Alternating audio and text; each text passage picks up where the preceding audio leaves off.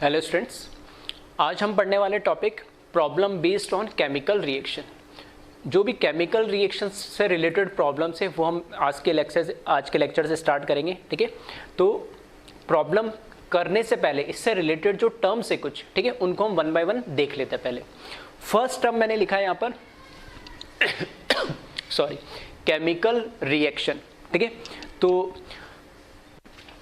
Up to 7th 8th 9th 10th, ठीक है, छोटी क्लास आप पढ़ते हुए आते हो, एक टर्म आपको हमेशा मिलता है केमिकल रिएक्शन। तो केमिकल रिएक्शन होता क्या है, ठीक है, बेसिक से डेफिनेशन इसकी लिखिए। तो केमिकल रिएक्शन यहाँ पे लिखा मैंने, it is a process in which two or more substance interact with each other and form new substance where old bonds break and new bonds form.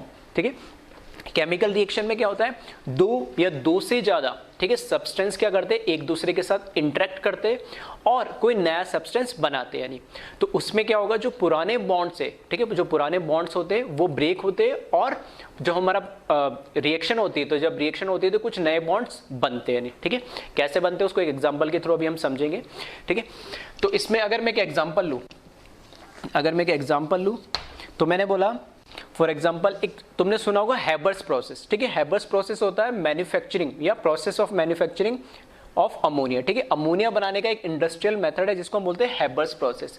Haber's process में क्या है, नाइट्रोजन, ठीक है, nitrogen combine होती किसके साथ, hydrogen के साथ। ठीक है, नाइट्रोजन और हाइड्रोजन कंबाइन होती, तो दोनों कंबाइन होने से हमें क्या मिलता है, अमोनिया गैस मिलती है।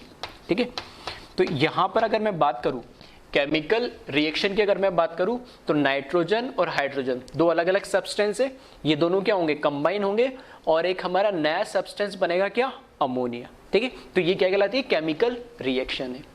अब केमिकल इक्वेशन क्या है, ठीक है, केमिकल रिएक्शन और इक्वेशन में फर्क क्या है। केमिकल रिएक्शन तो ये कहता है कि कोई दो या दो से ज्यादा सब्सटेंस कंबाइन होंगे और कोई नया सब्सटेंस बनेगा, जबकि केमिकल रिएक्शन बोलती है it is a symbolic representation of chemical reaction. ठीक है, सिंबॉलिक रिप्रेजेंटेशन का क्या मतलब है कि नाइट्रोजन को मैं कैसे रिप्रेजेंट करता हूं, N2 से, ठीक है, प्लस हाइड्रोजन को कैसे रिप्रेजेंट करूंगा मैं, H2 से, और अमोनिया का जो सिंबल होता है वो क्या होता है, NH3। ठीक है, तो ये जो ऊपर लिखा है ये तो मेरे लिए एक तरीके से क्या हो, केमिकल रिएक्शन हुई। ठीक है, सब्सटेंस के नाम लिख दिए। नीचे जो लिखा है मैंने वो क्या होगी, केमिकल इक्वेशन होगी। ठीक है, जैसे मैथमेटिकल इक्वेशन होती है 2x + 3y = 4, ठीक है, जैसे हम लाइन की इक्वेशन बोलते हैं, वैसे ही ये केमिकल क्या होगी, इक्वेशन होगी। केमिकल इक्वेशन में हम क्या करें, नाइट्रोजन को मैंने इसके सिंबल से रिप्रेजेंट करा, हाइड्रोजन को इसके सिंबल से रिप्रेजेंट करा, अमोनिया को इसके केमिकल फॉर्मूला या इसके सिंबल से मैंने रिप्रेजेंट करा है। यहां पर खास बात ध्यान रखने की क्या है कि नाइट्रोजन को मैंने सिर्फ N नहीं लिखा है। नाइट्रोजन का एटॉमिक नंबर क्या होता है, 7 होता है, वहां मैंने नाइट्रोजन को सिर्फ N नहीं लिखा है, क्योंकि हम पढ़ चुके हैं कि जब हम नेचर में कोई रिएक्शन करवाते, नेचर के अंदर जब हम रिएक्शन करवाते तो नेचर के अंदर वो जो एटम है वो किस फॉर्म में एग्जिस्ट करता है। तो जो नाइट्रोजन होता है वो अकेले नाइट्रोजन एटम के फॉर्म में एग्जिस्ट नहीं करता है, वो नाइट्रोजन मॉलिक्यूल के फॉर्म में एग्जिस्ट करता है, N2 के फॉर्म में। ठीक है, ये मैं एटम और मॉलिक्यूल में बात कर चुका हूं पहले। इसी तरीके से हाइड्रोजन अकेला एटम नेचर में एग्जिस्ट नहीं करता है, ये H2 के फॉर्म में एग्जिस्ट करता है। ठीक है, तो इसलिए सिर्फ अकेला N नहीं लिखा मैंने, अकेला H नहीं लिखा है, N2 लिखा है, H2 लिखा है।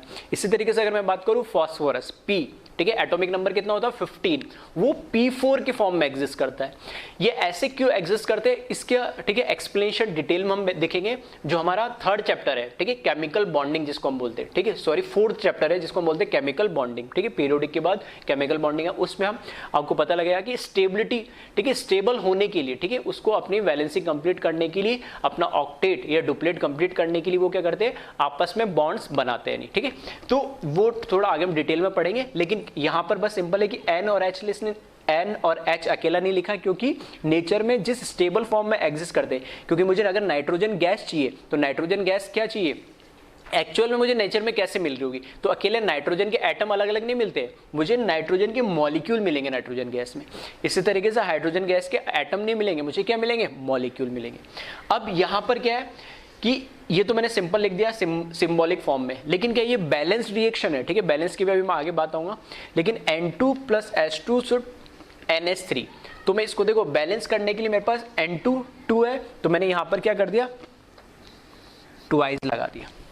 ठीक है, 2 नाइट्रोजन एटम होने चाहिए, तो यहां पर ठीक है, ये क्या बता रहा है, एक मॉलिक्यूल है जिसमें 2 नाइट्रोजन एटम है, तो यहां पर मुझे अमोनिया के अंदर 1 नाइट्रोजन एटम है, तो ट्वाइस कर दिया तो 2 नाइट्रोजन एटम होंगे, तो नाइट्रोजन बैलेंस हो गई। ठीक है, हाइड्रोजन यहाँ पे 2 है और यहाँ पे हाइड्रोजन कितनी है, एक मॉलिक्यूल के अंदर, इस एक मॉलिक्यूल के अंदर 3 हाइड्रोजन है, तो जब मैं 2 मॉलिक्यूल लूंगा तो उसमें कितनी हो जाएगी, 3 × 2 6, तो मेरे को यहाँ पे 6 क्या चाहिए होगी, हाइड्रोजन एटम चाहिए होंगे, तो मैं यहाँ पर क्या कर दूँ, 3 से इसको मल्टीप्लाई कर दूं, तो एक मॉलिक्यूल में 2 हाइड्रोजन एटम है, तो 3 मॉलिक्यूल ले लूंगा तो कितने हो जाएंगे, 6। ठीक है, तो ये इस तरह की बैलेंसिंग छोटी क्लास में आपने सीखी भी होगी। ठीक है, अप टू 8, 9, 10 में, तो इसमें कोई ज़्यादा मुझे लगता है प्रॉब्लम आ रही होगी। तो ये N2 + 3s2 2NH3 ये हमारी क्या होगी, बैलेंस्ड केमिकल इक्वेशन है। तो 2 टर्म हमने अभी देखे, केमिकल रिएक्शन और केमिकल इक्वेशन। केमिकल रिएक्शन तो सिंपली हमें बताता है कोई भी सब्सटेंस आपस में रिप्रेजेंट कैसे करते हैं, कंबाइन होते हैं, और केमिकल इक्वेशन उनका सिंबॉलिक रिप्रेजेंटेशन है। ठीक है, एज सच कोई बहुत इसकी डेफिनेशन तुम्हें स्कूल या एग्जाम में पूछी नहीं जाती है, सिंपल। ठीक है, टॉपिक इंट्रोड्यूस करा तो मैं बेसिक से डेफिनेशन बताते चल रहा हूँ, थोड़ा सा जो डिफरेंस है, रिएक्शन क्या होता है, इक्वेशन क्या होता है, वो हमें समझना है। तो इसको एक बार कॉपी कर ले, फिर आगे हम देखते हैं कुछ टर्म्स और। नेक्स्ट टर्म है रिएक्टेंट। ठीक है, रिएक्टेंट और एक लिखा मैंने प्रोडक्ट। ठीक है, दोनों आप ये भी पहले पढ़ चुके होंगे। ठीक है, अप टू 10th क्लास तक। रिएक्टेंट क्या होता है, रिएक्टेंट वो होता है जो आपस में रिएक्ट करके और कुछ ना कुछ हमारा प्रोडक्ट बना रहे होते हैं। ठीक है, तो कोई भी केमिकल रिएक्शन में एरो जो हम लिखते हैं, ठीक है, जैसे मैंने अभी एग्जाम्पल लिखा था अमोनिया वाला, तो उसमें मैंने क्या लिखा था, N2 + 3s2 which gives twice of NH3 that is ammonia। तो इस एरो से पहले जो लिखे हुए हैं, ठीक है, जितने भी होते हैं, ठीक है, एटम हो, मॉलिक्यूल है, जितने भी सब्सटेंस होते हैं, वो सारे क्या कहलाते हैं, रिएक्टेंट कहलाते हैं इस एरो से पहले। इस एरो के बाद जो लिखा हुआ था वो सारे, 1 भी हो सकता है, 2 भी हो सकते हैं, 3 भी हो सकते हैं, वो सारे क्या कहलाते हैं, हमारे प्रोडक्ट्स कहलाते हैं। तो यहाँ पे डेफिनेशन में हमने क्या लिखा रिएक्टेंट की, the substance in which change is brought and it is present at the left hand side of chemical equation. ठीक है, लेफ्ट हैंड साइड में प्रेजेंट होते हैं केमिकल इक्वेशन में, मतलब इस एरो के लेफ्ट हैंड साइड में, और इसमें कुछ ना कुछ सॉरी, इसमें कुछ ना कुछ क्या होता है, चेंज इज ब्रॉट, मतलब कोई ना कोई चेंज होता है। चेंज कैसे होता है कि जो नाइट्रोजन और हाइड्रोजन है, इसमें चेंज हो रहा है कि इनके बॉन्ड्स आपस में क्या हो रहे हैं, ब्रेक होते हैं, और ये दोनों ब्रेक होके फिर कुछ ना कुछ ये प्रोडक्ट बना रहे। तो रिएक्टेंट के अंदर कुछ ना कुछ हमें क्या मिलेगा, हमेशा चेंज मिलेगा। ठीक है, वो हमारे क्या कहलाते हैं, रिएक्टेंट, और एरो के लेफ्ट हैंड साइड में होते हैं। जबकि मैं प्रोडक्ट की अगर बात करूं तो प्रोडक्ट क्या है, the substance which comes into existence as a result of chemical change and it is present at the right hand side of chemical equation. ठीक है, तो राइट हैंड साइड में तो होता है, वो तो हमें समझ में आ गया। फिर इसमें मेन चीज क्या लिखा है, substance which comes into existence as a result of chemical changes. ये जो हमारा सब्सटेंस बना प्रोडक्ट, ठीक है, जो एरो के राइट हैंड साइड में ये जो सब्सटेंस बना है, ये किससे बना है, इन दोनों रिएक्टेंट के कंबाइन होने से, मतलब कुछ ना कुछ केमिकल चेंज होने से। ठीक है, कुछ नए पुराने बॉन्ड्स टूटे और नए बॉन्ड बने, तो कुछ ना कुछ केमिकल चेंज होने से हमारा क्या बनता है, ये प्रोडक्ट बनता है। ठीक है, तो जो प्रोडक्ट होता है वो, ठीक है, केमिकल चेंज के रिजल्ट से हमारा मिलता है, और दूसरा ये एरो के क्या होता है, राइट हैंड साइड में मिलता है। फिर से कह रहा हूं कि डेफिनेशन एज सच कोई इंपॉर्टेंट नहीं है। ठीक है, बस एक बेसिक सा मैं आइडिया दे रहा हूं। ठीक है, एक बार इसको भी कॉपी कर ले। नेक्स्ट टर्म है अनबैलेंस्ड केमिकल इक्वेशन। ठीक है, अनबैलेंस्ड का मतलब है कि जो भी हमारे पास केमिकल इक्वेशन दे रखी है वो बैलेंस नहीं है। बैलेंस नहीं मतलब उसमें जो नंबर ऑफ एटम्स है रिएक्टेंट साइड में किसी भी एलिमेंट के, और नंबर ऑफ एटम्स है उसी एलिमेंट के प्रोडक्ट साइड में, दोनों क्या होने चाहिए, सेम। और ऐसा नहीं है कि एक एलिमेंट के जितने भी एलिमेंट हमें रिएक्टेंट में दे रखे उतने ही एलिमेंट, ठीक है, प्रोडक्ट में होंगे, और उनके नंबर ऑफ एटम्स भी क्या होने चाहिए, सेम हो। हाँ, उनका मॉलिक्यूलर फॉर्मूला या वो जो कंपाउंड है वो अलग अलग हो सकता है। ठीक है, जैसे हमने देखा था नाइट्रोजन और हाइड्रोजन अलग अलग थे, बाद में कंबाइन होकर अमोनिया बन गए, लेकिन अमोनिया में भी क्या था, नाइट्रोजन और हाइड्रोजन एटम प्रेजेंट थे। तो नंबर ऑफ एटम्स सेम होने चाहिए reactant as well as product side में। ठीक है, तो अगर नहीं है तो हम उसको क्या बोलेंगे, अनबैलेंस्ड केमिकल इक्वेशन। तो वही लिखा है मैंने, chemical equation in which number of atom of elements on both side are not equal. ठीक है, एग्जाम्पल वापस वही लिख रहा हूं मैं बोल रहा हूं यहाँ पे एग्जाम्पल के लिए N2 प्लस H2 कंबाइन होके क्या बना रहे NH3 सॉरी अमोनिया बना रहे। ठीक है, nitrogen combine with hydrogen form ammonia. इसको पढ़ के मुझे ये समझ में आ रहा है कि नाइट्रोजन और हाइड्रोजन जब कंबाइन होंगे तो अमोनिया बनाएंगे। ठीक है, लेकिन अब जब मैं इसको देखूंगा तो इसमें नाइट्रोजन के LHS में 2 एटम है, इधर एक ही एटम है। यहां देखूंगा हाइड्रोजन के 2 एटम है, यहां कितना हाइड्रोजन के 3 एटम है। नहीं तो इस तरीके से नाइट्रोजन और हाइड्रोजन, ठीक है, एक भी एटम, ठीक है, यहाँ पे तो दोनों ही एलिमेंट, 2 एलिमेंट कौन सा, एक नाइट्रोजन एक हाइड्रोजन, दोनों ही एलिमेंट्स के जो एटम्स है वो रिएक्टेंट और प्रोडक्ट साइड में क्या है, सेम नहीं है। अगर एक भी सेम नहीं होता, फॉर एग्जांपल मान लो नाइट्रोजन तो सेम हो जाता है और हाइड्रोजन सेम नहीं होता, तो भी हम उसको क्या बोलता, अनबैलेंस्ड बोलता है। ठीक है, तो अनबैलेंस केमिकल रिएक्शन के अंदर हर एक each and every atom must be same on LHS as well as RHS, और हम क्या बोल सकते हैं reactant side as well as product side. ठीक है, बैलेंस्ड केमिकल इक्वेशन क्या है, chemical equation in which number of atom of element on both side are equal. ठीक है, तो इस बस वही है कि अगर नंबर ऑफ एटम अगर क्या हो जाए, सेम हो जाए, तो हम उसको क्या बोल देंगे, उनको हम क्या बोल देंगे, बैलेंस केमिकल इक्वेशन। और बैलेंस करके मैंने अभी बताया था, फॉर एग्जांपल जैसे नाइट्रोजन क्या है 2 है, हाइड्रोजन क्या है यहाँ पर 2 है, और यहाँ पे नाइट्रोजन 1 है, हाइड्रोजन 3 है, तो इसको बैलेंस करने के लिए ये 2 है, तो यहाँ पे मैंने क्या कर दिया, इसके सामने क्या लिख दिया, 2 लिख दिया। नहीं ठीक है, अब नाइट्रोजन 2 हो गए, ये तो बैलेंस हो गया। अब हाइड्रोजन बैलेंस नहीं है, तो हाइड्रोजन को बैलेंस करना है तो टोटल यह 6 है, तो यहाँ क्या करूँ मैं 3 से मल्टीप्लाई कर दूँ। आ रही बात समझ में? तो अब ये जो इक्वेशन है ये क्या है, बैलेंस्ड केमिकल इक्वेशन हो गई है। इसमें number of atom of elements on reactant side must be is same on as number of atom of reactant side is same according to reaction. ठीक है, जो रिएक्टेंट साइड में नंबर ऑफ एटम है दोनों एलिमेंट्स के, nitrogen और hydrogen के, वो सेम है कहाँ, प्रोडक्ट साइड में। 2 नाइट्रोजन एटम यहाँ पर है, 2 यहाँ पर है, 6 3 into 2। ठीक है, टोटल 6 हाइड्रोजन एटम है, और यहाँ पे 2 into 3, यहाँ पे भी हाइड्रोजन के 6 एटम है। तो ये क्या हो जाएगा, हमारी बैलेंस्ड केमिकल इक्वेशन। अब इसमें सबसे इंपॉर्टेंट टर्म कौन सा है, ये जो थर्ड टर्म लिखा मैंने। ठीक है, स्टोइचियोमेट्रिक कोफिशिएंट, और शॉर्ट फॉर्म में इसको क्या बोलते हैं, SCB बोलते हैं हम। ठीक है, स्टोइचियोमेट्रिक कोफिशिएंट ये क्या होता है, स्टोइचियोमेट्रिक कोफिशिएंट क्या है, coefficient in which reactant are reacting and product are producing. Coefficient मतलब एक कांस्टेंट है। ठीक है, सिंपल से ऐसे मान लो, कोफिशिएंट का मतलब क्या है, एक कांस्टेंट है या एक नंबर है। ठीक है, उस नंबर के रेस्पेक्ट में कोई भी रिएक्टेंट रिएक्ट करता है और प्रोडक्ट बनता है। ठीक है, और it is always non from balanced chemical equation. कभी भी आपको किसी केमिकल इक्वेशन दे रखी है और उस केमिकल इक्वेशन में किसी भी मॉलिक्यूल या एटम का तुमसे क्या पूछे, स्टोइचियोमेट्रिक कोफिशिएंट अगर वो पूछता है, तो स्टोइचियोमेट्रिक कोफिशिएंट अगर आपको निकालना है, अगर वो डिटरमाइन करना है, तो उसके लिए कंपल्सरी कंडीशन क्या है कि balanced chemical equation, balanced chemical equation होना जरूरी है। अगर बैलेंस्ड केमिकल इक्वेशन नहीं है तो कभी भी तुम स्टोइचियोमेट्रिक कोफिशिएंट किसी भी एलिमेंट का या एटम का या मॉलिक्यूल का उस रिएक्शन में नहीं बता सकते हैं। ठीक है, अगर मैं इस रिएक्शन के इसी एग्जांपल से अगर मैं बात करूं कि इसमें स्टोइचियोमेट्रिक कोफिशिएंट क्या होगा, देखो यहां कुछ नहीं लिख रखा है। ठीक है, कुछ नहीं लिख रखा है, तो मैं इसको क्या मान सकता हूं, इसको ऐसे लिख सकता हूं 1 लिख सकता हूं, 1 से मल्टीप्लाई करूंगा तो भी यही रहेगा। ठीक है, यहां इस नाइट्रोजन के फ्रंट में जो इधर जो हमारे पास नंबर, जो हमारे पास यहाँ पे जो नंबर लिखा हुआ होता है वही क्या कहलाता है, स्टोइचियोमेट्रिक कोफिशिएंट कहलाता है। ठीक है, तो वही तो लिखा, coefficient in which reactants are reacting, मतलब इसके रेस्पेक्ट में, ये मतलब एक मॉलिक्यूल नाइट्रोजन का रिएक्ट करेगा किसके साथ, 3 हाइड्रोजन के मॉलिक्यूल के साथ, और कितने बनाएगा, 2 अमोनिया के मॉलिक्यूल। तो यहाँ पर क्या है, ये जो 1 है ये क्या है, स्टोइचियोमेट्रिक कोफिशिएंट है नाइट्रोजन का। यहाँ पे जो ये 3 है ये क्या है, स्टोइचियोमेट्रिक कोफिशिएंट है किसका, हाइड्रोजन मॉलिक्यूल का। और यहाँ पे ये जो 2 है ये क्या है, स्टोइचियोमेट्रिक कोफिशिएंट है SCA किसका, अमोनिया का। तो किसी भी एटम, जरूर नहीं यहाँ पे तो तीनों क्या आ रहे हैं, नाइट्रोजन भी मॉलिक्यूल है, H2 भी मॉलिक्यूल है और अमोनिया भी क्या है, मॉलिक्यूल है।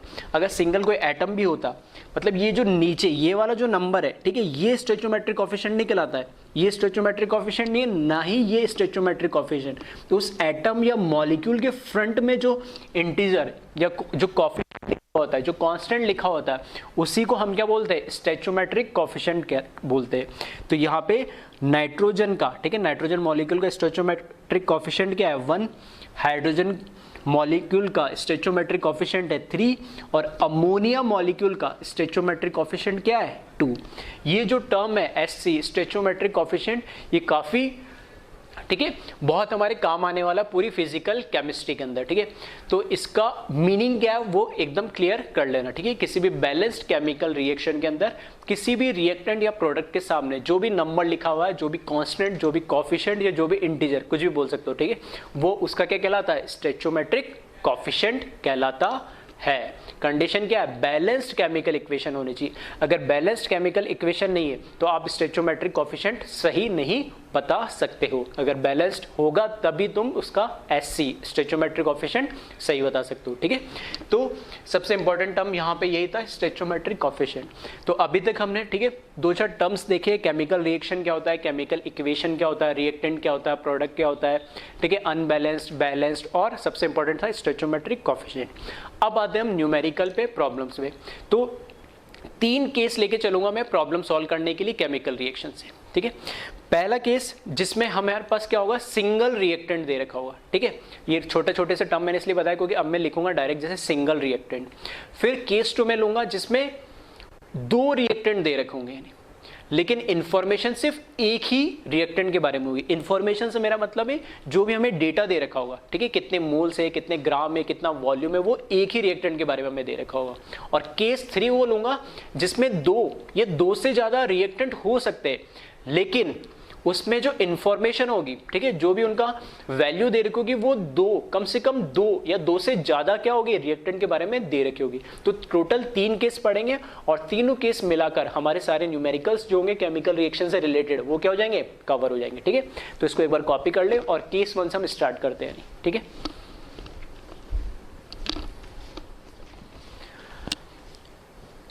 फर्स्ट केस देखते हैं हम, जिसमें हम बात करें सिंगल रिएक्टेंट, ठीक है। जिस रिएक्शन में सिंगल रिएक्टेंट हो ऐसी रिएक्शंस की बात करेंगे।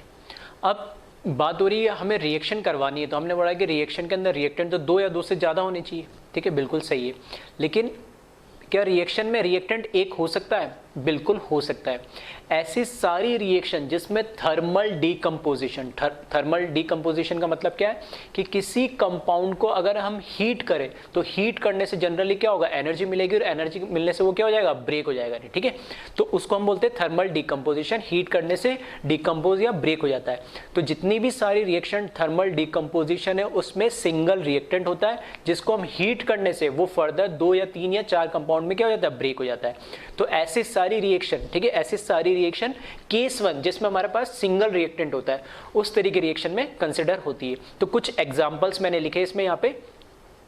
दूसरी बात कि यहाँ पे जो कुछ एग्जाम्पल्स लिखे उसमें से हो सकता है तुमने कुछ एग्जाम्पल पहले देखे हो, ठीक है, हो सकता है कुछ एग्जाम्पल पहली बार देख रहे हो, यानी तो रिएक्शन को लेके परेशान होने की जरूरत नहीं है। रिएक्शन हमेशा तुम्हें गिवन दे रखी होगी। हाँ, 2 साल बाद जब तुम जेईई या नीट का एग्जाम दोगे तब तक हो सकता है कई रिएक्शन इतनी बार यूज हो जाएगी तुम्हें याद हो जाएगी। और कुछ रिएक्शन के मैं जनरल डीकम्पोजिशन या जनरल टाइप की रिएक्शंस में मैं बताता चलूंगा साथ के साथ, ताकि वो तुम्हें पता रहेगा रिएक्शंस कैसे होती है। तो फिलहाल के लिए इस चैप्टर में, ठीक है, रिएक्शन को लेकर परेशान होने की जरूरत नहीं कि इसको याद करनी है, कुछ नहीं।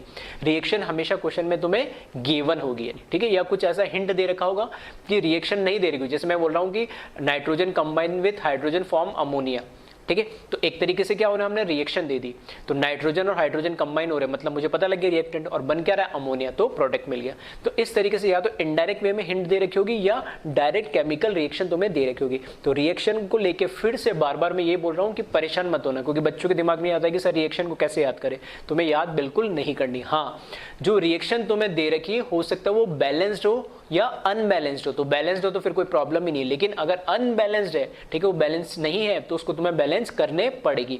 और बैलेंस करने का कोई ऐसा हार्ड एंड फास्ट कोई स्पेसिफिक रूल्स नहीं होते। बैलेंस हमेशा जनरल रिएक्शंस जो हम पढ़ने वाले हैं इस चैप्टर में वो हिट एंड ट्रायल मेथड से, ठीक है, हमें उसमें नंबर, ठीक है, डाल के देखना पड़ेगा कि 2 से मल्टीप्लाई कर दे, 3 से कर दे, ठीक है, इसको डिवाइड कर दे, तो वो हिट एंड ट्रायल मेथड कहता है कि हमें, ठीक है, इसमें वैल्यूज रख रख के देखने पड़ेगी किस तरीके से बैलेंस हो रहा है नहीं हो रहा है।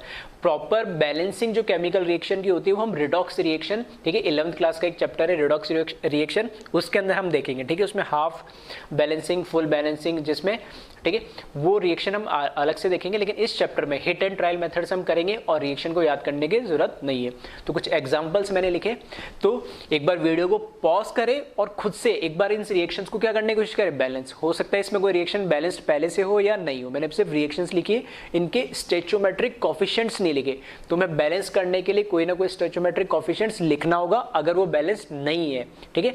ऐसा कोई रूल नहीं है कि हर रिएक्टेंट के आगे या हर प्रोडक्ट के आगे कुछ ना कुछ स्टोइचियोमेट्रिक कोएफिशिएंट हमेशा आना चाहिए। हाँ, 1 तो बाय डिफॉल्ट होता ही है, लेकिन ऐसा नहीं है कि उसके अलावा भी कुछ होना चाहिए, वो डिपेंड करेगा रिएक्शन पे नहीं। तो यहाँ पे वीडियो को पॉज करके और देखें 1 बाय 1 कि कौन कौन सी रिएक्शन बैलेंस है और जो नहीं है उसको बैलेंस करने की कोशिश करें, फिर मैं इनको बताता हूँ 1 बाय 1।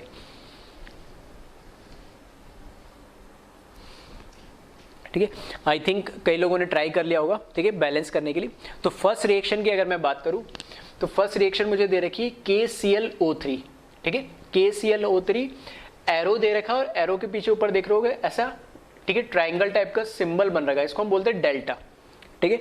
ये किसको रिप्रेजेंट करता है, हीट को, या हम इसमें एनर्जी दे रहे हैं उसको, मतलब किसी भी कंपाउंड को केमिस्ट्री में जब हीट कराना हो तो इस तरीके से डेल्टा का सिंबल बना देते हैं, उसका मतलब उसको हम क्या कर रहे हैं, हीट दे रहे हैं, गर्म कर रहे हैं। ये इस चीज का सिंबल है, एरो बना दिया तो हमें प्रोडक्ट मिल रहा है KCl+O2, ये ऑलरेडी हमें गिवन दे रखा है। हमें बस ये चेक करना है कि क्या ये केमिकल रिएक्शन बैलेंस्ड है या नहीं है। कैसे चेक करें, इधर देखिए K क्या होता है, पोटेशियम, तो एक पोटेशियम है, इधर देखिए एक पोटेशियम है। फिर देखिए सेकेंड एलिमेंट क्या है, क्लोरीन, इधर एक क्लोरीन है, इधर भी एक क्लोरीन है। थर्ड एलिमेंट है ऑक्सीजन, लेकिन ऑक्सीजन कितने दे रखे, 3, और यहाँ पे ऑक्सीजन कितने दे रखे, 2, मतलब ऑक्सीजन बैलेंस नहीं है। तो इसको बैलेंस कैसे करें। अब अगर मैं इस 3 को 2 तो नहीं बना सकता, अगर इस 3 को मैं 2 बनाता हूं तो इसके आगे कुछ ना कुछ मुझे कोएफिशिएंट से मल्टीप्लाई करना पड़ेगा, और जैसे मल्टीप्लाई करूंगा K और Cl दोनों कैसे हो जाएंगे, अनबैलेंस्ड हो जाएंगे। तो बेटर क्या है कि मैं इस O2 को चेंज करूं, इस O2 को, जो इधर ऑक्सीजन 2 दे रखे, इसको कैसे करके मैं 3 बनाऊं, यानी, ठीक है, रिएक्टेंट में ऑक्सीजन मेरे पास कितने, 3, और प्रोडक्ट में कितने, 2। तो कैसे करें हम इसको, तो कई लोगों ने कर लिया होगा, ठीक है, बैलेंसिंग वैसे आती होगी, ठीक है, पहले भी आपने करी होगी अप टू 10th क्लास तक, फिर मैं बता देता हूं। देखो यहां पे ब्रैकेट में लिख रहा हूं मैं, 2 ऑक्सीजन एटम मेरे पास पहले से थी, अब मुझे 2 ऑक्सीजन एटम इधर है और इधर कितने, 3 है, तो मुझे इस 3 को 3 ही रखना चाहता हूं, इधर चेंज नहीं करना चाहता हूं, अदरवाइज इनको भी बैलेंस करना पड़ेगी। तो मैं क्या कर रहा हूं, इस 2 को 3 में कन्वर्ट करना चाह रहा हूं। तो कैसे करूं, 2 पहले से था, मैंने क्या करा, इसको 3 बनाना चाहता हूं तो 3/2 लिख दिया मैंने, इस तरीके से। जैसे 3/2 लिखूंगा मैं, तो 3/2 लिखने से, ठीक है, 3/2 लिखने से यहां पर ये 2 से क्या हो जाएगा, 2 कैंसिल हो जाएगा, बेसिक मैथमेटिक्स है, तो सिर्फ क्या रह जाएगा, 3 रह जाएगा, ठीक है। तो यहां मैं क्या कर रहा हूं, बैलेंस करने के लिए मैंने क्या लिखा है, यहां पे 3/2 लिखा है। आ रही बात समझ में। तो यहाँ पे देखने से थोड़ा सा कई बच्चों को हो सकता है समझने में प्रॉब्लम है, इसलिए मैंने यहाँ लिख दिया। ये 2 ऑक्सीजन एटम ये पहले से थे और मेरे को इसको 3 बनाना है, तो मैंने क्या करेगा, तो 3/2, ठीक है, 3/2 से मल्टीप्लाई करा, 2 से 2 कैंसिल हो जाएगा, तो सिर्फ क्या रह जाएगा, 3। तो या इधर रिएक्शन में लिखते समय ऐसे कैंसिल मत करना, ये सिर्फ तुम्हें, ठीक है, एक समझाने के लिए मैंने इधर साइड में अलग से बताया, ठीक है। तो यहाँ पर क्या रह जाएंगे, 3 ऑक्सीजन एटम रह जाएंगे। इसका मतलब क्या है, 3/2 का मतलब क्या होता है, 1.5, ऐसे बोल सकता हूँ मैं, 1.5, मतलब 1.5 इंटू 2 करोगे, ठीक है, तो भी कितना आएगा, 3 आएगा। ऐसे भी कर सकते हैं, क्योंकि हम कैसे करते हैं, अगर मेरे पास अगर ऐसे कुछ लिख रखा है, ठीक है, अगर मेरे पास ऐसे कुछ लिख रखा है 3H2, इसका मतलब मेरे पास कितने हैं, 6 हाइड्रोजन एटम है, इसका मतलब यही हुआ ना, ठीक है। अगर मेरे पास 3s2 लिखा है, इसका मतलब क्या है, हम इस तरीके से मल्टीप्लाई करते हैं 2 को 3 से, मतलब टोटल 6 हाइड्रोजन एटम है। तो सेम वही कर सकता हूँ मैं, 3/2 का मतलब क्या हो गया 1.5, और 1.5 मल्टीप्लाई बाई 2 करेंगे तो कितना हो जाएगा 3, और यहाँ पे 3 है और यहाँ पे भी 3 लाना है, ठीक है। तो कैसे भी आप समझ सकते हो इसको, जैसे आपको क्या रहे ईजी रहे, नहीं ठीक है, समझाने का एक तरीका है अलग अलग, बस मैं आपको सिंप्लीफाइड रहे। दूसरी चीज, कई बार ठीक है जनरली बैलेंस्ड केमिकल रिएक्शन में जो स्टोइचियोमेट्रिक कोएफिशिएंट होते हैं, फॉर एग्जांपल यहाँ पर कुछ नहीं लिखा है तो 1 हो गया इसका, यहाँ पर कुछ नहीं लिखा तो 1 हो गया, यहाँ पर क्या हो गया इसका 3/2 हो गया। तो स्टोइचियोमेट्रिक कोएफिशिएंट जनरली फ्रैक्शनल फॉर्म में, फ्रैक्शन मतलब ठीक है रेशियो फॉर्म में नहीं होते, जैसे 1/2, 1/3, 5/7, 3/4, इस तरीके से फ्रैक्शनल फॉर्म में नहीं होते, ठीक है, रेशियो फॉर्म में नहीं होते। तो इसमें क्या होता है, अब मेरे को 3/2 को यहाँ से 2 हटाना है, तो मैं क्या करूँ, इस पूरी रिएक्शन को क्या करूँ 2 से मल्टीप्लाई कर दूँ। जब पूरी रिएक्शन को मैं 2 से मल्टीप्लाई करूंगा तो यहाँ पे 2 आ जाएगा, यहाँ पे 2 आ जाएगा, और यहाँ पे 2 से मल्टीप्लाई करूंगा तो 2 से 2 ये क्या हो जाएगा, कैंसिल हो जाएगा, ठीक है। तो ऐसे भी लिख सकते हैं तो गलत नहीं है जनरली, ठीक है, ऐसे भी लिखना कोई गलत नहीं, लेकिन और स्टैंडर्ड फॉर्म की बात करूं तो स्टोइचियोमेट्रिक कोएफिशिएंट को जनरली बैलेंस केमिकल रिएक्शन में फ्रैक्शनल फॉर्म में या रेशियो फॉर्म में नहीं लिखते हैं, ठीक है। तो यहां से अगर मैं 2 हटा दूं, 2 से पूरी रिएक्शन को मल्टीप्लाई कर दूं, तो देखना चाहो तो इस रिएक्शन को 2 बार लिख लेना, ऐसे भी लिख लेना, और दूसरा मेरे पास ठीक है इधर जगह नहीं है तो मैं ऐसे लिख रहा हूँ, 2 से मल्टीप्लाई करके लिखूंगा तो यहाँ पर भी क्या आ जाएगा 2 आ जाएगा, और यहाँ पर भी 2 आ जाएगा, और उस 2 से ये 2 कैंसिल हो जाएगा, डिनोमिनेटर का वो मैंने हटा दिया। तो ये हमारी क्या हो जाएगी, बैलेंस्ड केमिकल रिएक्शन हो जाएगी। सेकंड देखिए, CaCO3 मतलब कैल्शियम कार्बोनेट को फिर मैंने डिकम्पोज करा तो कैल्शियम ऑक्साइड, और किस में कन्वर्ट हुआ, CO2 के अंदर। कैल्शियम का एक एटम है, यहाँ पर एक है, कार्बन का एक एटम है, यहाँ कार्बन नहीं है, यहाँ कार्बन का एक एटम है। यहाँ देखिए ऑक्सीजन टोटल कितने 3 है, यहाँ ऑक्सीजन 1 और यहाँ ऑक्सीजन 2, तो 1 + 2 कितना हो गया 3। तो ये तो ऑलरेडी क्या है बैलेंस्ड फॉर्म में, इसको कुछ करने की जरूरत ही नहीं है, नहीं ठीक है।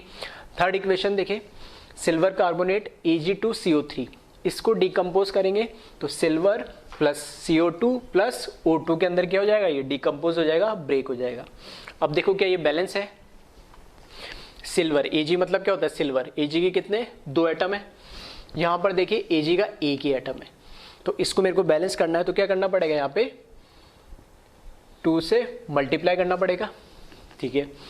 कार्बन का यहाँ पर एक एटम है, कार्बन का यहाँ एक एटम है, कोई दिक्कत नहीं। ऑक्सीजन के यहाँ पर कितने 3 एटम है, ऑक्सीजन के 2 और 2 टोटल कितना हो गए 4।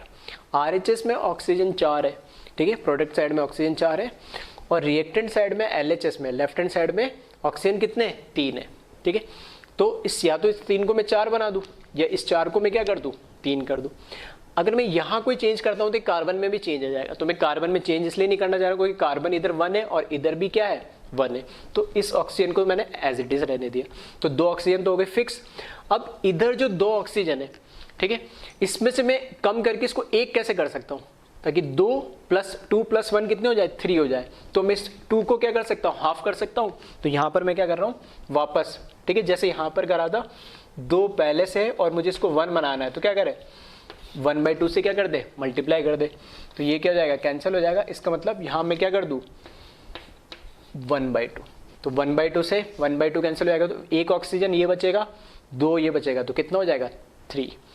और अगर मेरे को फ्रैक्शनल फॉर्म में नहीं लिखना है, फ्रैक्शनल फॉर्म में लिख रहा है, तो पूरी रिएक्शन को क्या करूं मैं 2 से मल्टीप्लाई कर दूं, ठीक है। ये एक तरीके से जो एरो होता है इसको अब मैथमेटिकल इक्वेशन होती है, जैसे हम लिखते हैं लीनियर इक्वेशन 2x + 3y = 4, ठीक है, तो वो इसको as a equals to type लेके चला करो, ठीक है। तो हमें पता बेसिक मैथमेटिक्स में क्या करो कि पूरी रिएक्शन को, पूरी इक्वेशन को किसी भी नंबर से मल्टीप्लाई या डिवाइड कर दो, कोई फर्क पड़ता है कि उस पर नहीं फर्क पड़ेगा, सेम वही चीज़ है। तो यहाँ पर भी हम वही कर रहे हैं कि अगर इस फॉर्म में भी लिखा है तो भी कोई प्रॉब्लम नहीं, ठीक है, फिर से बोल रहा हूँ बार बार, इस फॉर्म में भी लिखा है तो कोई प्रॉब्लम नहीं है, लेकिन फिर भी अगर आपको लगता है कि स्टैंडर्ड फॉर्म में लिखना है तो ये 2 यहाँ से हटाना है, तो पूरी रिएक्शन को मैं क्या करूँ 2 से मल्टीप्लाई कर दूँ, ठीक है। तो इस बार मैं इसको ऐसे लिखा हुआ रहने दे रहा हूँ, चाहो तो आप इसको क्या करें 2 से मल्टीप्लाई करके लिखोगे तो यहाँ 2 आ जाएगा, यहाँ 2 से 2 मल्टीप्लाई होगा तो कितना हो जाएगा 4, फिर इधर 2 आ जाएगा, और इधर 2 से कैंसिल करोगे तो इधर को इसका कोएफिशिएंट कितना आ जाएगा 1, ठीक है। Next 4th reaction calcium bicarbonate बोलते हैं इसको, ठीक है। कैल्शियम बाइकार्बोनेट को जब हीट करते हैं तो calcium carbonate plus H2O plus हमें क्या मिलता है, CO2 मिलता है। इसमें देखिए बैलेंस है या नहीं है, कैल्शियम एक है, कैल्शियम एक यहाँ पर है, कोई दिक्कत नहीं है। इस पूरे ब्रैकेट के बाहर लिखा है 2, मतलब इसके अंदर जितने भी एलिमेंट जो भी नंबर है उसको 2 से भी क्या करना है, मल्टीप्लाई करना है। इसका मतलब ये है, तो हाइड्रोजन यहाँ अंदर एक है, इसके बाहर 2 लिखा है, मतलब 2 हाइड्रोजन हो गए। तो देखना 2 हाइड्रोजन है क्या, 2 हाइड्रोजन है, और कहीं तो हाइड्रोजन है नहीं, इसी में है, ठीक है। फिर कार्बन देखिए, कार्बन खुद 1 है, बाहर 2 लिखा, तो टोटल कार्बन कितना हो गए 2। और यहाँ कार्बन देखिए, एक तो यहाँ आ गया कार्बन और एक कार्बन कहाँ आ गया, ये आ गया, टोटल कार्बन भी कितने हो गए 2, बैलेंस्ड है। फिर ऑक्सीजन देखिए तो अंदर कितने 3 ऑक्सीजन, उसको किससे मल्टीप्लाई करना है 2 से, तो 3 × 2 कितना हो जाएगा 6, मतलब टोटल ऑक्सीजन के एटम कितना हो गए 6। अब यहाँ देखिए RHS में ऑक्सीजन के एटम 6 हो रहे क्या, 3 + 1 4 + 2 6, मतलब ऑक्सीजन भी क्या है, बैलेंस्ड है, हर एक एलिमेंट इसमें बैलेंस्ड है। तो बाय डिफॉल्ट ये रिएक्शन भी क्या है, पहले से बैलेंस्ड है। लास्ट रिएक्शन पा जाओ, अमोनिया। अमोनिया को हमने क्या करा, ये क्या उल्टी रिएक्शन लिखी, ध्यान से अगर देखोगे तो हमने क्या, कौन सी रिएक्शन मैंने बोला था, मैन्युफैक्चरिंग ऑफ अमोनिया, जिसको हम बोलते हैं हैबर्स प्रोसेस। नाइट्रोजन और हाइड्रोजन जब दोनों रिएक्ट करते हैं तो अमोनिया बनता है, उसका उल्टा कर दिया मैंने, क्या करा, अमोनिया को हीट करा, ठीक है, तो इसको डिकम्पोज करूंगा तो नाइट्रोजन और हाइड्रोजन में क्या हो जाएगा, वापस ब्रेक हो जाएगा। तो देखना एक नाइट्रोजन है, यहाँ क्या दे रखे 2 नाइट्रोजन। अब जहाँ पर, ठीक है, जहाँ पर ज़्यादा है, ठीक है, तो जहाँ पर ज़्यादा है इसको क्या कर सकता हूँ मैं, कम भी कर सकता हूँ। कैसे, एक नाइट्रोजन बनाना है तो मैं क्या करूँ 1/2 करके कर दूँ, ठीक है, ऐसे भी कर सकते हैं। दूसरा तरीका क्या है कि यहाँ पे 2 नाइट्रोजन है, ठीक है, ठीक है, एक तरीका तो ये मैं इसको ऐसे कर सकता हूँ, सही है, ठीक है, एक तरीका तो ये मैंने इसको करा 1/2, तो ये कितना रह जाएगा 1 नाइट्रोजन, यहाँ पे 1 नाइट्रोजन। फिर यहाँ पे हाइड्रोजन 3 है और यहाँ हाइड्रोजन कितने हैं 2 है, तो मैं इसको कैसे कर सकता हूँ, अगर मेरे को इसको क्या बनाना है 3 बनाना है तो क्या कर दूँ 3/2 कर दूँ, 2 से 2 कैंसिल हो जाएगा, कितना रहेगा 3 हाइड्रोजन। एक तो तरीका है ये बैलेंस करने का।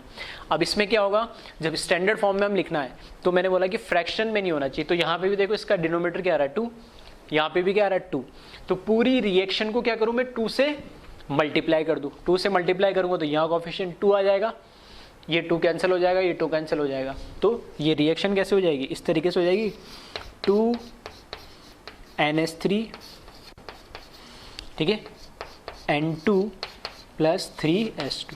और ध्यान से देखोगे तो ये रिएक्शन है तो हमने क्या अपोजिट करके लिखी थी, तो कैसे भी इसको बैलेंस कर सकते हो। आ रही बात समझ में। तो इस तरीके से ये जो मैंने बताया, कोई बैलेंस करने का कोई स्पेसिफिक मेथड नहीं, हिट एंड ट्रायल मेथड बोलते हैं, ठीक है। हिट एंड ट्रायल मतलब आपको वैल्यूज रख के देखना पड़ेगा कि भाई इधर कितने हैं तो उधर कितने कर दो, ठीक है। एक बेसिक सा लॉजिकली तरीके से इसको आप बैलेंस करना पड़ेगा, उसे हम क्या बोलते हैं, हिट एंड ट्रायल मेथड बोलते हैं। तो एक बार इसको कॉपी कर ले। अब इस पे जो न्यूमेरिकल्स आते हैं किस तरीके से आते हैं वो हम देखते हैं, ठीक है। तो इसको कॉपी करें एक बार, ठीक है। जब भी कॉपी करना हो वीडियो को पॉज कर ले और वीडियो को पॉज करके इसको कॉपी कर लीजिए, ठीक है। मैं अब इसको रब कर रहा हूँ और अब हम एक क्वेश्चन देखेंगे इस पे, सिंगल रिएक्टेंट पे किस तरीके से क्वेश्चंस आते हैं।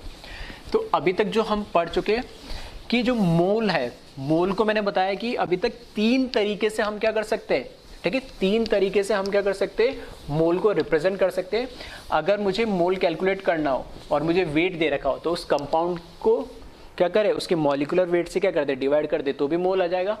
अगर मुझे उसका वॉल्यूम दे रखा है तो 22.4 लीटर से क्या कर दे, डिवाइड कर दे, तो भी मोल आ जाएगा। और अगर मुझे क्या दे रखा है, उसका नंबर दे रखे, नंबर ऑफ जो भी दे रखे एटम, मॉलिक्यूल या कंपाउंड दे रखे, उसको क्या करूँ, एवोगैड्रो नंबर से 6.0223 × 10⁻23 से भी अगर डिवाइड करेंगे तो भी क्या आ जाएगा, मोल आ जाएगा। तो 3 मोल के फॉर्मूले कैलकुलेट करने के हमारे पास 3 फॉर्मूले मोल कैलकुलेट करने के, ठीक है।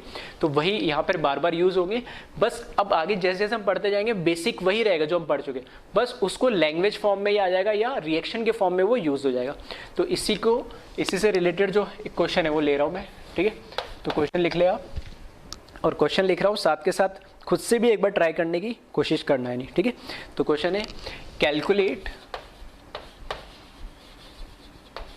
Calculate volume of CO2 in liter produced when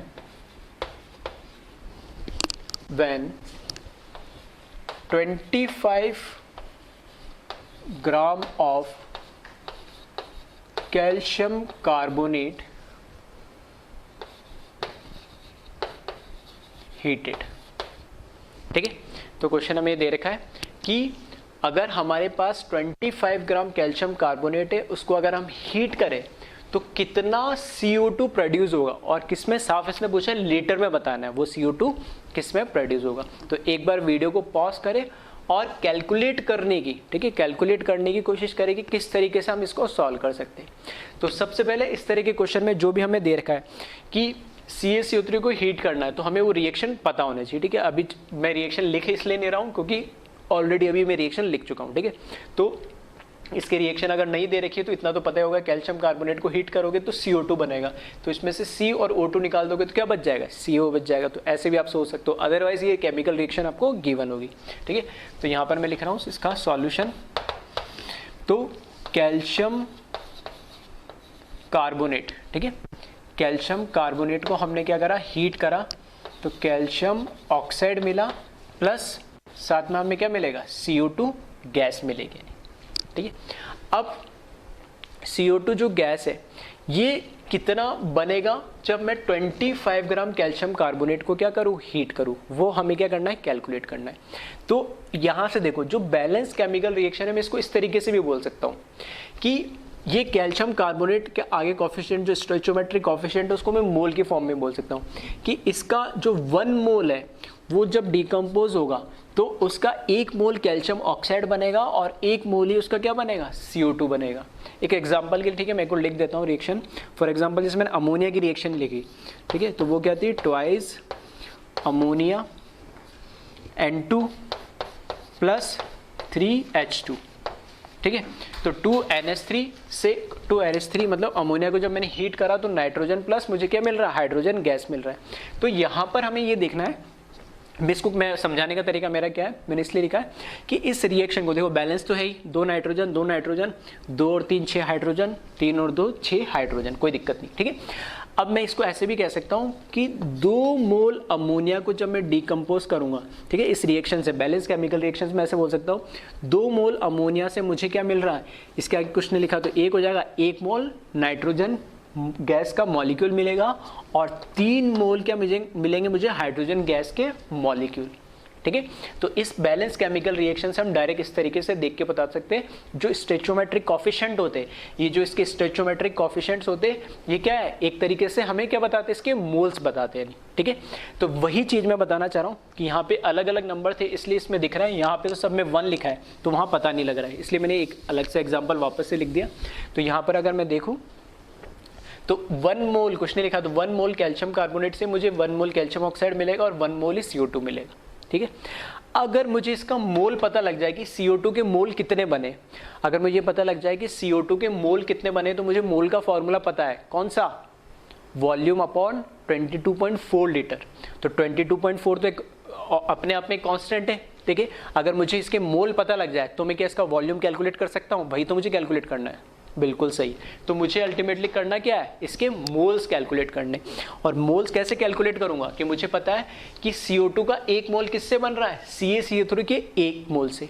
तो मुझे तो बस अल्टीमेटली ये पता करना है कि CaCO3 कैल्शियम कार्बोनेट के कितने मोल ये डिकम्पोज हो रहे। और कैसे पता लगेगा, मुझे मोल का एक और फॉर्मूला पता है, कौन सा, वेट अपॉन मॉलिक्यूलर वेट का, क्योंकि मुझे कैल्शियम कार्बोनेट का यहाँ पर क्या दे रखा है, वेट दे रखा है। तो वेट दे रखा है तो यहां से मैं क्या कैलकुलेट कर लूंगा, इसके मोल्स। इसके मोल्स पता लग जाएंगे तो सेम मोल्स इसके बनेंगे और उसकी हेल्प से, ठीक है, मैं क्या कैलकुलेट कर लूंगा, इसका वॉल्यूम। तो अभी तक सिर्फ मैंने लिखा कुछ नहीं है, मैंने क्या वर्बली पूरे क्वेश्चन को क्या कर दिया, एक तरीके से कॉन्सेप्चुअली सॉल्व करके बता दिया। अभी भी जिसको समझ में आ गया हो तो वीडियो पॉज करके इसका आंसर कैलकुलेट कर लेना और फिर वेरीफाई कर लेना लास्ट में जो मैं आंसर कर रहा हूँ। और अभी तक भी जिसको नहीं समझ में आया, ठीक है, वो इसको ध्यान से देखना मैं क्या कहना चाह रहा था। ठीक है, अब मैं इसको सॉल्व कर रहा हूँ। तो मुझे दे रखा है कैल्शियम कार्बोनेट का कितना दे रखा है, 25 ग्राम, ये मुझे क्या है, गिवन है, यानी ये चीज़ मुझे क्या दे रखी है, गिवन दे रखी। तो मेरे को अगर मोल, ठीक है, मोल ऑफ CaCO3 मुझे कैलकुलेट करना है, तो ये क्या फॉर्मूला क्या होता है, गिवन वेट डिवाइडेड बाय, ठीक है, शॉर्ट में लिख रहा हूँ मॉलिक्यूलर वेट, जिसका फॉर्मूला होता है, ठीक है, मोल को n से रिप्रेजेंट करते हैं, ठीक है, मोल को, ठीक है, n से रिप्रेजेंट कर रहे हैं, तो मैं इसको इस तरीके से लिख रहा हूँ, देखना CaCO3, ठीक है, सिंबॉलिक फॉर्म में, ठीक है, सीखते चलना, जैसे मैं लिखते चल रहा हूँ। n का मतलब है मोल और CaCO3 मतलब CaCO3 तो इस लैंग्वेज को मैंने इस फॉर्म में शॉर्ट में लिख दिया, मोल ऑफ CaCO3 इसका मतलब है। वो क्या हो जाएगा, वेट, जो हमें कितना दे रखा है 25 ग्राम गिवन दे रखा है, और मॉलिक्यूलर वेट कैलकुलेट करना है हमें कैल्शियम कार्बोनेट का, ठीक है। तो कैल्शियम कार्बोनेट का मॉलिक्यूलर वेट कैलकुलेट करना है, तो मॉलिक्यूलर वेट कैसे कैलकुलेट करेंगे, ठीक है, ये हम ऑलरेडी सीख चुके हैं। तो अभी इस क्वेश्चन में मैं गिवन नहीं दिया, वरना अदरवाइज कैल्शियम का तुम्हें क्या दे रखा होगा, मॉलिक्यूलर वेट गिवन दे रखा होगा, कार्बन का दे रखा हो, ऑक्सीजन का दे रखा हो, और हो सकता है कार्बन ऑक्सीजन का नहीं हो, लेकिन कैल्शियम का तुम्हें दे ही रखा होगा। फिर भी मैंने बताया कि 1 से लेकर 20 तक तो क्या करना, मॉलिक्यूलर वेट याद कर लेना, ठीक है। इस क्वेश्चन में भी मैंने गिवन नहीं दे रखा, चाहो तो यहाँ लिख लेना, मॉलिक्यूलर वेट ऑफ कैल्शियम कितना हो जाएगा 40, ऑक्सीजन का आपको पता है ये कितना होता है 16, और क्या दे रखा, कार्बन का कितना हो जाएगा 12, ठीक है। तो वैसे कैल्शियम कहाँ तक आ जाएगा 20 तक आ जाएगा, तो वो आपको याद ही होना चाहिए वैसे। तो यहाँ पर मॉलिक्यूलर वेट आपको कैलकुलेट करना है, ठीक है, किसका, molecular weight of calcium carbonate. तो कैलकुलेट करेंगे तो कैल्शियम का कितना होता है 40 प्लस कार्बन का 12 प्लस 3 ऑक्सीजन है, तो 3 इंटू क्या कर दूँ 16, 40 प्लस 12 52, 3 इंटू 16 48, तो कितना हो जाएगा टोटल 100। और ये मैं ऑलरेडी बता चुका हूँ कि कैल्शियम कार्बोनेट का तो बहुत कॉमन ही, आपको याद ही हो गया होगा, मॉलिक्यूलर वेट इसका कितना होता है 100 होता है। तो यहाँ से, ठीक है, तो यहाँ से हमें पता लग गया कि कैल्शियम कार्बोनेट का मॉलिक्यूलर वेट, तो यहाँ से मोल में लिख सकता हूँ, इसकी वैल्यू यहाँ लिख दो कितनी 100, तो यहाँ से इसके मोल कितने हो जाएंगे 1/4 मोल आ जाएंगे, किसके, कैल्शियम कार्बोनेट के। इसके 1 मोल से 1 CO2 बन रहा है तो कैल्शियम कार्बोनेट के एक्चुअल में कितने मोल दे रखे हमें 1/4 मोल, तो CO2 के भी कितने मोल होंगे 1/4 मोल ही होंगे, ठीक है, क्योंकि बैलेंस केमिकल रिएक्शन से मुझे दिख रहा है। तो यहाँ से ऐसे लिख सकता हूँ, moles of CO2 is must be equals to moles of calcium carbonate which is equals to 1/4, ठीक है। इसके मोल्स मैंने कैलकुलेट कर लिए, अब मुझे क्या कैलकुलेट करना है, मोल्स पता लगे, और मुझे क्या कैलकुलेट करना है CO2 का, या CO2 का वॉल्यूम। तो फॉर्मूला मैं यूज़ कर रहा हूँ दूसरा, कौन सा, मोल इक्वल्स टू कौन सा, वॉल्यूम डिवाइडेड बाय 22.4 लीटर वाला है, ठीक है। तो यहाँ से मुझे वॉल्यूम कैलकुलेट करना है, ठीक है, तो शॉर्ट में लिख रहा हूँ सिंबॉलिक फॉर्म में, volume of CO2, V capital मतलब वॉल्यूम, CO2 का वॉल्यूम। तो इसको क्या कर दूं, मोल, जैसे लिख दूं मैं सिंबॉलिक फॉर्म में, mole of CO2 multiply by 22.4 litre. इसको क्या करा मैंने, क्रॉस मल्टीप्लाई कर दिया सिंबॉलिक फॉर्म में जो लिखा है। तो यहाँ से इसकी वैल्यू मोल कितने हो जाएंगे 1/4 इंटू 22.4, ठीक है। तो इसको कैलकुलेट कर ले तो ये कितना आ जाएगा 5.6 लीटर, ये हमारा क्या आ जाएगा आंसर आ जाएगा, ठीक है। तो एक बार इसको चेक कर ले, जो अगर किसी बच्चे ने, ठीक है, वीडियो को पॉज करके अगर किसी ने कैलकुलेट करा है तो वेरीफाई कर ले क्या उसका answer volume of CO2 litre में 5.6 लीटर आ रहा है। हो सकता है ये आंसर मिलीलीटर में भी पूछा होता, तो क्या करते 1000 से मल्टीप्लाई कर देते तो 5600 हो जाता, ठीक है। तो इस तरह के क्वेश्चंस बनते। तो इस क्वेश्चन को अगर ध्यान से देखोगे इसमें हमने नया कुछ नहीं करा है, अभी तक पिछले लेक्चर्स में हम जो पढ़ते हुए आए, ठीक है, कन्वर्जन, मोल को किस में लीटर में कन्वर्ट करना या वेट को मोल में कन्वर्ट करना, वही काम कर रहे हैं। बस अब यहाँ पे बस एक रिएक्शन दे दी, उसके हेल्प से मुझे उसको रिएक्शन को पढ़ना आना चाहिए कि उसका मतलब क्या है, ठीक है। तो एक बार इस वीडियो को ठीक है पॉज करके और इसको कॉपी कर ले, फिर एक और हम एग्जाम्पल देखते हैं इसमें।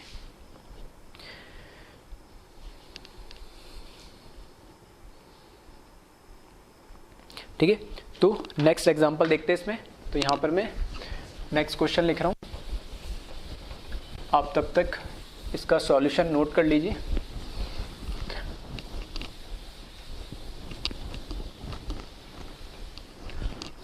नेक्स्ट क्वेश्चन है इसमें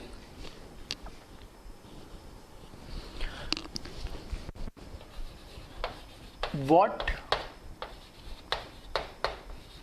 weight of calcium bicarbonate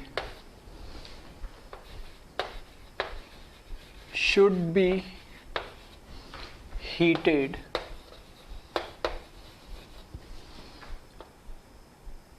so that what weight of calcium carbonate should be heated so that 2.4 into 10 raised to the power 23 molecule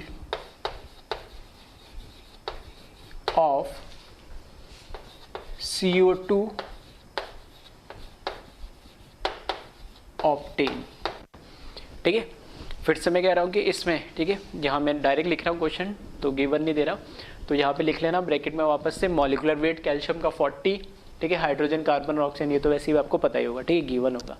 तो इस क्वेश्चन में हमें दे रखा है आपकी बार कि calcium, what weight of calcium bicarbonate should be heated so that 2.4 into 10 raised to the power 23 molecule of CO2 obtain, कि हमें कितना वेट ले कैल्शियम बाइकार्बोनेट का। ठीक है, इस बार पिछले केस में इस क्वेश्चन में हमें क्या दे रखा था, रिएक्टेंट का एक वेट दे रखा था, उससे हमें CO2 कैलकुलेट करना था प्रोडक्ट, और उसका क्या बताना था हमें, वॉल्यूम। इस क्वेश्चन में, अब नेक्स्ट क्वेश्चन में हमें क्या दे दिया, अब हमें दे दिया जो प्रोडक्ट हमें बनेगा, ठीक है, कैल्शियम बाइकार्बोनेट का, जो कैल्शियम बाइकार्बोनेट का जो हमारा प्रोडक्ट बन रहा है उसको डिकम्पोज करने से CO2, उसका हमें क्या दे दिया, उसके नंबर ऑफ मॉलिक्यूल्स दे दिए, और हमें ये पता करना है कि इतने नंबर ऑफ मॉलिक्यूल्स होने के लिए या इतने नंबर ऑफ मॉलिक्यूल्स ऑब्टेन करने के लिए कितना हमें रिएक्टेंट या कितना कैल्शियम बाइकार्बोनेट हमें क्या होना चाहिए, गिवन होना चाहिए। ठीक है, तो इसमें केमिकल रिएक्शन वो भी गिवन है। ठीक है, तो मैं केमिकल रिएक्शन इधर लिख देता हूँ, वैसे भी मैंने बता ही चुका हूँ इसकी केमिकल रिएक्शन, कि कैल्शियम बाइकार्बोनेट को जब डिकम्पोज करोगे, हीट करोगे, ठीक है, तो क्या क्या प्रोडक्ट मिलेगा। तो एक प्रोडक्ट तो हमें क्या मिलेगा, इसमें कैल्शियम कार्बोनेट मिल जाएगा एक प्रोडक्ट, ठीक है। दूसरा प्रोडक्ट हमें इसमें क्या मिल जाएगा, H2 मिल जाएगा, और तीसरा क्या मिल जाएगा, CO2। ठीक है, तो मैं डायरेक्टली लिख देता हूँ इसके अंदर, कैल्शियम बाइकार्बोनेट को जब हम हीट करेंगे तो एक तो प्रोडक्ट मिलेगा हमें calcium carbonate plus H2O plus CO2। ठीक है, तो एक बार देख ले कि ये रिएक्शन बैलेंस है या नहीं है। ठीक है, तो ये वाली कैल्शियम बाइकार्बोनेट वाली हम ऑलरेडी देख चुके हैं। ठीक है, इधर क्या आ जाएगा, ट्वाइस आ जाएगा, तो 2 हाइड्रोजन बैलेंस है, कैल्शियम 1 बैलेंस है, 2 कार्बन बैलेंस है, और 6 ऑक्सीजन, तो 3 1 और 2। ठीक है, 6 बैलेंस है, तो बैलेंस ठीक। अब इसमें हमें बताना है कि इस बार हमें क्या दे दिया, इसके कितने दे दिया हमें, 2.4 into 10 raised to the power 23 molecule हमें इस बार गिवन है। तो हमसे ये पूछा गया है कि इसका कितना वेट होगा। इस बार क्वेश्चन उल्टा हो गया, पिछली बार हमें ये रिएक्टेंट दे रखा था, प्रोडक्ट के बारे में पूछा था, अब की बार हमें प्रोडक्ट की वैल्यू कुछ दे रखी है, रिएक्टेंट पूछे। ठीक है, तो सेम कॉन्सेप्ट वापस से सेम ही है। ठीक है, कुछ नहीं है, सेम क्वेश्चन है, परेशान होने की जरूरत नहीं है। ठीक है, चाहो तो वीडियो पॉज करके, ठीक है, इसको सॉल्व कर सकते हो, जिन लोगों को समझ में आ गया, फिर अपन उसका आंसर वेरीफाई कर लेंगे। ठीक है, जब भी मैं न्यूमेरिकल देता हूँ कोशिश करा करूँ। ठीक है, अगर कोई नया कॉन्सेप्ट है, बिल्कुल नहीं समझ में आ रहा तो बात अलग है, फिर भी क्योंकि इस तरह के क्वेश्चन मैं ऑलरेडी करवा चुका हूँ, बस इसमें क्या रिएक्शन इन्वॉल्व होगी, एक एग्जांपल ऑलरेडी करवा चुका हूँ, तो आपको अब समझ में आ रहा होगा। तो रिएक्शन को क्वेश्चन कोशिश करा करो कि वीडियो को पॉज करें और खुद से सॉल्व करने की कोशिश करा करो।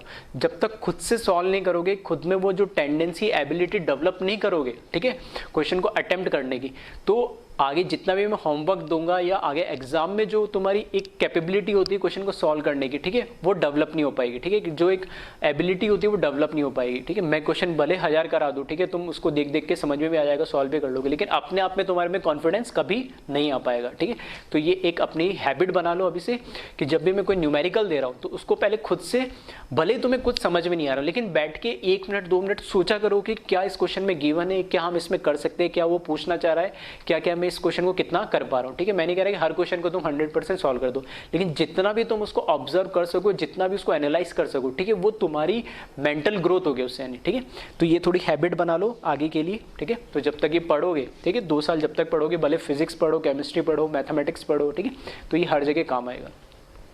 अब देखें, ठीक है, तो हो सकता है कई लोगों ने सॉल्व कर भी लिया हो, ठीक है, या कई लोगों ने ठीक है, हाफ वे तक सॉल्व कराओ। चलो अब इसको देखते। अब इस बार मेरे को उल्टा दे रखा है। अगर मेरे पास ये रिएक्शन दे रखी है तो पहले मैं देख लूँ हमेशा क्या हो, बैलेंस्ड होने चाहिए। तो रिएक्शन बैलेंस्ड है, तो मैं ऐसा बोल सकता हूँ कि अगर मुझे इसके मोल पता लग जाए, किसके, CO2 के, तो मैं बता सकता हूँ इसके कितने मोल बनेंगे। और अगर इसके मोल मुझे पता लग गए तो मैं इसका वेट भी बता सकता हूँ। बस हो गया क्वेश्चन सॉल्व। तो मैं क्या करूँ, सबसे पहले इसके मोल कैलकुलेट कर लूँ CO2 के। तो CO2 के मोल कैसे कैलकुलेट करूँगा, क्योंकि हमारे पास मेरे मोल के 3 फॉर्मूले होते हैं। तो जो इसमें एक फॉर्मूला कौन सा, सबसे पहले नंबर वाला जो फॉर्मूला है, क्योंकि यहाँ पे हमें क्या दे रखे, इतने नंबर ऑफ मॉलिक्यूल दे रखे CO2 के। तो मैं ऐसे लिख सकता हूँ यहाँ पे, ठीक है, शॉर्ट में लिख दो डायरेक्ट, यहाँ पे मोल ऑफ CO2 कैलकुलेट करना है। तो यहाँ पे नंबर ऑफ मॉलिक्यूल, ठीक है, जब भी हमें किसी के नंबर दे रखे, वो मॉलिक्यूल भी हो सकता है, एटम भी हो सकता है, कुछ भी हो सकता है, इलेक्ट्रॉन, प्रोटॉन, न्यूट्रॉन, कुछ भी, डिवाइडेड बाय क्या, एवोगैड्रो नंबर Na। तो यहाँ से हमें क्या मिल जाएंगे, मोल। तो हमें क्या क्या गिवन दे रखा है, हमें नंबर ऑफ मॉलिक्यूल गिवन दे रखा है, ये कांस्टेंट वैल्यू होती है। तो यहाँ से मुझे क्या कैलकुलेट हो जाएगा, मोल हो जाएगा। तो यहाँ से मोल ऑफ CO2 कितना हो जाएगा, ये मुझे दे रखा है 2.4 × 10⁻23 डिवाइडेड बाय, हमें पूरा नहीं लिख रहा हूँ, 6.023। मैंने कई बार बोला है न्यूमेरिकल के केस में इसको राउंड ऑफ करके लिख लेना, ओनली 6 × 10⁻23। तो कितना आ जाएगा, ये 0.4 मोल आ जाएंगे, किसके, CO2 के। यहाँ से 0.4 मोल CO2 के आ गए। तो इस बैलेंस केमिकल रिएक्शन से मुझे पता लग रहा है कि moles of CO2 must be equals to mole of calcium bicarbonate और that is equals to 0.4। ठीक है, बस हो गया क्वेश्चन। अब इसके मोल पता लग गए तो वापस मैं दूसरा फॉर्मूला यूज कर लूँगा, कौन सा, कैल्शियम बाइकार्बोनेट के अगर मुझे मोल्स पता है तो कौन सा वाला, वेट अपॉन मॉलिक्यूलर वेट वाला। मोल मुझे पता लग गया, मॉलिक्यूलर वेट मैं इस मॉलिक्यूलर फॉर्मूले से कैलकुलेट कर लूँगा। तो यहाँ से क्या कैलकुलेट हो जाएगा, मेरा वेट। ठीक है, तो यहाँ से ये वैल्यू रख देता हूँ मैं, मोल्स दिख दिया मैंने 0.4। ठीक है, वेट जो है, ठीक है, वेट मुझे कैलकुलेट इसका करना है और मॉलिक्यूलर वेट एक बार कैलकुलेट कर ले 40। ठीक है, हाइड्रोजन का कितना 1, कार्बन का 12, ऑक्सीजन का 3 का कितना हो जाएगा, ठीक है 48 और 12 कितना हो जाएगा 60 और कितना हो जाएगा 61 का ट्वाइस करेंगे तो कितना हो जाएगा 122 प्लस 40 तो कितना हो जाएगा 162। ठीक है, तो ये थोड़ी सी कैलकुलेशन आपको फास्ट करना पड़ेगी, तो ये हो जाएगा 162। तो यहाँ से वेट जो हो जाएगा, ठीक है, 0.4 को 162 से मल्टीप्लाई कर लेना और इसको जब मल्टीप्लाई करोगे तो कितना आ जाएगा, ये 64.3 ग्राम आ जाएगा। ये हमारा क्या हो जाएगा, आंसर हो जाएगा। ठीक है, तो इस तरीके से आप इस क्वेश्चन को सॉल्व कर सकते हो। फिर से देख सकते हैं अपन, एक डेटा को हम यूज़ करके दूसरे डेटा के साथ, ठीक है, कंपेयर करके हम उसकी वैल्यू क्या कर देंगे, कैलकुलेट कर देंगे। तो पहले यहाँ पर एक टाइप का ये क्वेश्चन होता था हमारा, ये क्वेश्चन अलग होता था। अब दोनों एक साथ कंबाइन कर दिया तो हमने वो केमिकल रिएक्शन वाले क्वेश्चन बन गए। तो अल्टीमेटली अगर ध्यान से ऑब्जर्व करोगे तो कुछ नया अभी तक हम कर नहीं रहे हैं। ठीक है, बस रिएक्शन आ गई, वहाँ से हम कंपेयर कर ले रहे कि इसके 1 मोल के रिएक्ट होने से कितने हमारे प्रोडक्ट बन रहे हैं और उसको उल्टा भी हम देख सकते हैं। तो इस तरह के क्वेश्चन अब आप आसानी से कर सकते हो। तो एक बार इसको, ठीक है, कॉपी कर ले।